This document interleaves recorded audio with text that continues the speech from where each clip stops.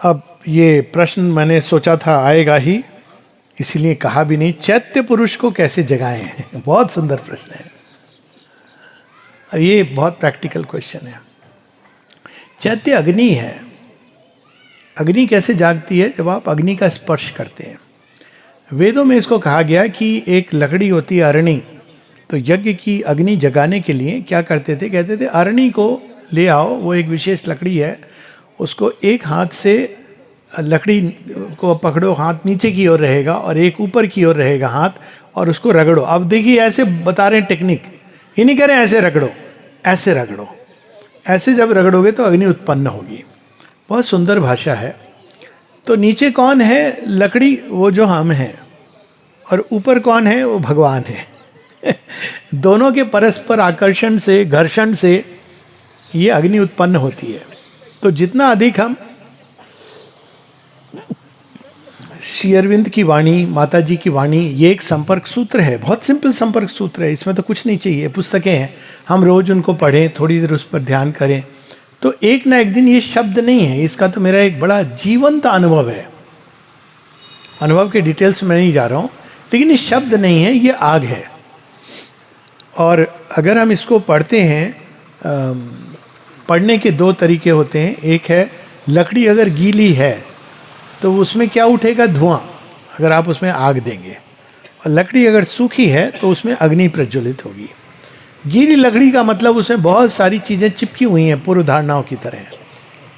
वो अगर हम इस तरह से जाएंगे कि हम ढूंढ रहे हैं कि इसमें वो बात कहाँ लिखी हुई है कि जगत सत्य, जगत मिथ्या, ब्रह्म सत्य। अरे श्री अरविंद की वाणी में हम इसको सुनेंगे तो लिखा ही नहीं है। वो तो कहते हैं जगत सत्यम न मिथ्या, ब्रह्म सत्यम न मिथ्या। तो समस्या हो जाएगी, पूरी लाइव डिवाइन में आपको नहीं मिलेगा, क्योंकि हमारी पूर्व धारणाएं हैं। सूखी लकड़ी कौन सी होती है? जिसके अंदर जलने के लिए वो तैयार है। लकड़ी के अंदर ही आग है, लेकिन उसको बाहर लाने का काम। तो वो जो कास्ट है, ये देह रूपी और मन रूपी, उसको संपर्क में लाना है श्री अरविंद, श्री माँ की वाणी के। दूसरा, इस तरह के कार्यक्रम होते हैं, ये वास्तव में यज्ञ होने चाहिए, परंतु कई बार इसमें भी, ये तो बड़ा सुंदर कार्यक्रम है। मैं निश्चित रूप से बताना चाहूँगा कि मुझे अच्छा लग रहा है कि यहाँ पे इस प्रकार से एक यज्ञ के रूप में चीज़ें हो रही हैं। It's very nice. और इसी प्रकार से एक जो मैं सबको सजेस्ट करता हूँ कि अगर आप चाहते हैं कि सच में इस यात्रा में पूरी तरह जुड़ें, अच्छे से जुड़ें, एक बार पौंडीचेरी जाना चाहिए। आप कहेंगे पौंडीचेरी कहाँ से आ गया? क्योंकि महाकुंड तो वहीं है, जल रहा है वो। समाधि के स्पर्श ने अच्छे अच्छों को दीवाना बना दिया। बहुत सारी कहानियां हैं। एक बार उस अग्नि कुंड को स्पर्श करके आइए, और एक बार ही क्यों, बार बार जाइए। जितनी बार जाएं उतना अच्छा। और वो स्पर्श हमारे अंदर उस अग्नि को, श्री अरविंद के पत्र हैं इसमें, कोई मैं अपनी बात नहीं कह रहा हूँ। वो कहते हैं कि मेरे दो प्रकार के शिष्य हैं, एक जो यहाँ रहते हैं, एक जो बाहर रहते हैं। और जो बाहर रहते हैं उनको वो ये एडवाइस देते थे कि वे लोग साल में एक बार या दो बार, कुछ बार वो आश्रम उनको आना चाहिए यहाँ पे, ताकि वो अपने आप को रिचार्ज करके जा सकें। ये श्री अरविंद के वर्ड्स हैं। आजकल हम लोग यूज़ करते हैं कि रिचार्ज करना बैटरी को, ये वास्तव में श्री अरविंद का पत्र है। तो अपनी बैटरी को रिचार्ज करना, और उसमें भी बहुत फर्क पड़ता है अगर आपका मोटिव, क्योंकि कई बार लोग प्रतीक्षा करते हैं अचानक कोई हमारी कॉन्फ्रेंस आ जाए तो हम चले जाएंगे। अरे क्या है भाई, अपना पैसा खर्च करके चले आओ, क्या है उसमें इतना? कभी भगवान से मिलने के लिए चले आओ, कोई ज़रूरी थोड़ी है कि कुछ और दूसरा कारण हो। तो जब हम इस भाव से आते हैं कि वहाँ बैठ के जो हमारी प्यास है उसको जगाइए, और कुछ नहीं करना है वहाँ पर। थैंकफुली कोई पंडा नहीं है, कोई पुरोहित नहीं है, कोई पैसे नहीं मांग रहा है, कुछ नहीं। वहाँ समाधि पे बैठ के बस अपने यहाँ माथे को लगा दीजिए, देखिए आग कहाँ से लगेगी। तो दैट इज बहुत सिंपल। यानी आग के कांटेक्ट में आना है, वो भी नहीं हो सकता है तो श्रीमा श्री अरविंद की चित्रों को देख करके हृदय के अंदर यही प्रार्थना उठे कि माँ मेरे अंदर अभिप्सा जागे। कैसे जागे? माँ मेरा चैत्य बाहर आए, क्योंकि चैत्य से ही अभिप्सा, दोनों जुड़ी हुई हैं, दोनों जुड़ी हुई हैं। और चौथा, अब ये कहते हैं हम लोग कि अंदर जाना, अंदर जाना क्या है? अंदर जाना यानी वही हमारा सत्य है, लेकिन आवरण में है। तो आवरण किसका है? मन, प्राण और शरीर, यही आवरण है। इसको बड़े सुंदर ढंग से बताया है। मन अगर नाना प्रकार के डाउट्स में, मानसिक उहापोह में उलझा हुआ है, तो चैत्य का ना प्रकटन होगा, ना दर्शन होगा, ना वो घटना घटित होगी। सोचने से भगवान नहीं मिलते हैं। ये आज सुबह भी वो उपनिषदों की पंक्तियां बच्चे ईश उपनिषद और एक आध जगह उन्होंने कठोपनिषद भी लाए थे।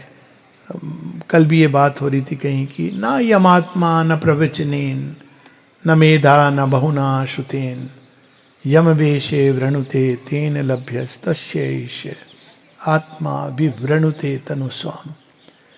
ये थोड़ा हमको इनको उसको शांत करना है। बहुत ज़्यादा ये नाचते ही रहता है, इसको शांत करना है। शांत करने के कई तरीके हैं। एक तरीका है जस्ट एक साक्षी भाव से जीवन को देखना। माँ इसको कहती है स्टेपिंग बैक। बहुत सारी चीज़ें जीवन में हर समय घटित होती हैं। वास्तव में अगर हम देखें पूरे दिन में कौन सी घटना है जो रियली आपके लिए लास्टिंग वैल्यू रखती थी। चैत्य की खोज का प्रारंभ वहीं से होता है। सावित्री में वर्णन है कि जब सावित्री बैठती हैं चैत्य की खोज में, तो उसकी उनकी अवस्था बताई गई है। अवस्था ये, obedient to a high inner command she sat, time life and death were passing incidents. ये होता है ना, जो भी खोजता है। जगनवल्क, आग लग गई, इस समय मैं इसमें बैठा हूं, ये अवस्था, ये आसन, ये है। वो अपने उखड़ू करके बैठ गए, टेढ़े मेढ़े हो गए। आसन है अंदर में जो डोले ना। मैं बैठूंगा रोज और बैठूंगा, ढूंढूंगा, प्रश्न करूंगा, खोजूंगा, माँ कहाँ हो तुम? माँ धीरे धीरे आप देखेंगे कि जैसे जैसे ये सच्चाई से मन अपने आप शांत होगा। क्यों? क्योंकि उसको और किसी चीज में इंटरेस्ट नहीं आ रहा है। श्री रामकृष्ण परमहंस ने बड़ी सुंदर वो बात, माँ इसकी यही बात करती है एग्जैक्टली। उन्होंने शब्द यूज किया है थर्स्ट। माँ कहती कहीं कोई फर्क नहीं पड़ता तुम कहाँ हो, क्या कर रहे हो। तुम वो बाइकर हो, American extravaganza of an American youth, उन्होंने शब्द यूज किया है। लेकिन तुम्हारे अंदर प्यास है। ये प्यास बड़ी बहुत बहुत अद्भुत है। और इसीलिए कई बार हम लोग इधर से भी सुन लो, कुछ उधर से भी सुन लो। ये समस्या क्या होती है, उसमें आपको आधे उत्तर मिलते हैं और संतुष्ट हो जाता है व्यक्ति। प्यास को नचर करना है। ये प्यास तभी बुझेगी। और जब ये प्यास धीरे धीरे बढ़ती है तो उसमें बाकी सारे मन के जो प्रश्न उत्तर सारे समाहित होने लगते हैं। तो नचर दिस थर्स्ट। और उसी में ये सारी चीजें आती हैं कि प्राण का आवेग, संवेग। श्री अरविंद कहते हैं कि ट्रू सोल साइकिक बीइंग को पाने के पहले एक डिजायर्ड सोल होती है, जो हमें एक आभास देती है कि यह मैं हूं। उससे बच के रहना है। बहुत सारी उसके अंदर वृत्तियां जगेंगी, कामनाएं जगेंगी। और यदि हम उसके अनुसार भागने लगेंगे तो कैसे स्थिरता आएगी? रेस्टलेस रहेगा जीवन। निष्काम कर्म, समता का अभ्यास, ये सब इसीलिए है ताकि हमारा प्राण शांत हो सके। निष्काम कर्म से प्राण शांत होता है। इवन साधना इसलिए नहीं की जाती है कि मुझे कुछ मिलेगा, वहां भी निष्काम भाव से। Divine for the sake of the divine, divine for the Joy of the divine. तो जैसे जैसे ये बंदर शांत होता है कामना रूपी, वैसे वैसे वो अंदर का सूर्य उद्भासित होता है।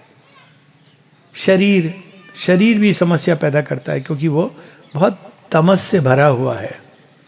उसका गुण ही तमस है, तमोगुणी प्रधान है।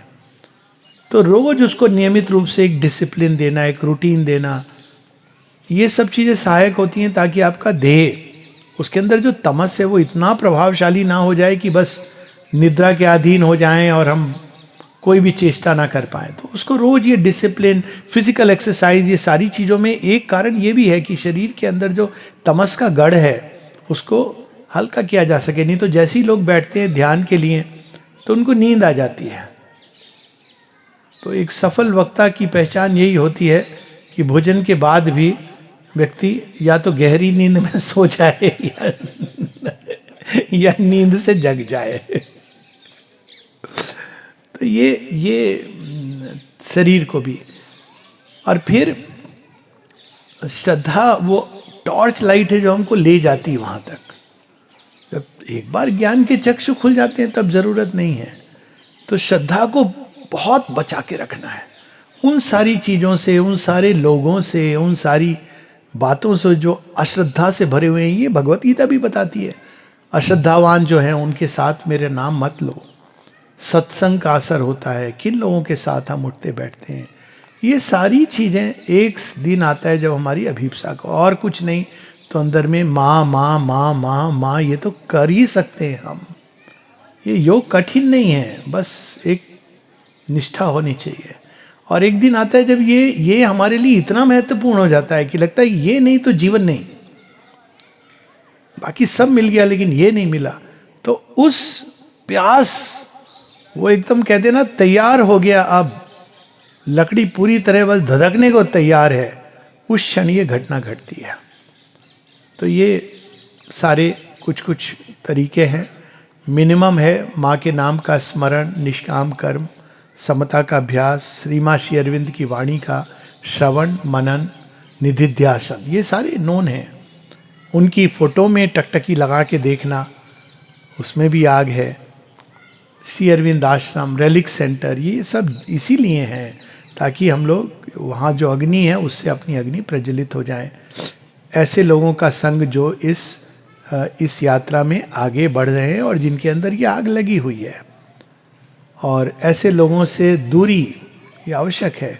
सबके अंदर भगवान है, लेकिन ऐसे लोगों से दूरी जो इसमें धूल मिट्टी धुआं डालने का काम करते हैं। तो ये चैत्य को पाने के कुछ तरीके हैं।